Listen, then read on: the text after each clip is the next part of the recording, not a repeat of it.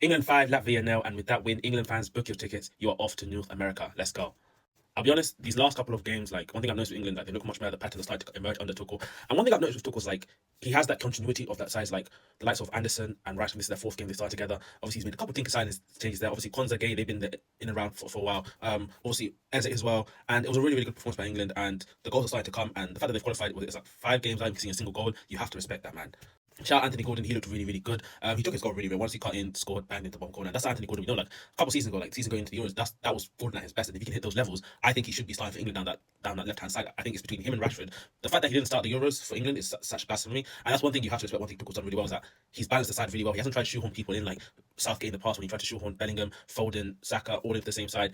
This time he's got Saka on the right, sorry, Gordon off the left, sometimes Rashford, and then Eze or Rodgers centrally. So big up Gordon. I mean, this guy, what more? That first goal was just so great, but the way he just took it on his weak foot strike finish. I thought that was Saka that scored it, but it was Harry Kane, and what a goal that was. And obviously, the penalty was never going to miss. But that's one thing, like Gordon and Saka being either side of the on the wings kind of helps him a lot because when he drops deep, like he was doing that at the Euros a lot, but no one's stretching behind. Like Foden, Bellingham, they were all ball to feet. But when you have someone like Gordon and someone like Saka who can make those runs, or even Rashford as well, Owen, it helps him really well. So that's why, in fact, that's where the first goal comes from. And lo and behold, he's been looking good. Man. I think that's 21 goals this season for club and country, and it's only October. And yeah, big up him, man. Overall, England get the win. I think they've qualified for the World Cup. 6 games played, 6 wins, no goal conceded. You have to respect that. Now, look, I know the opposition isn't the best opposition with what we played.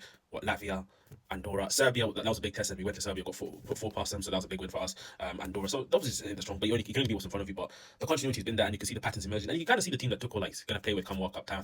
I think Konza and Gay will probably be the two starting centre backs. Maybe John Stones will come into that. The fullbacks is an interesting one because I do think Reece James might have that right back position locked, but that left back position I think between 3 guys: Skelly, Byrne, and what's his name, Livramento, even Jed Spence can play there as well. The midfield's looking like it's going to be Rice and Anderson, and I think that's going to. I mean, they look really well. They can't really be dropped. But then Saka's going to start. Eventually, if Bellingham comes back into the side, most likely he will. And obviously, Kane can lead the line. But England look really well. And yeah, man, they're going to the World Cup. And yeah, that's my thoughts on this game. Let me know down below in the comments what you thought about this match. You know your man of the match. My man of the match, I'm going to give it to.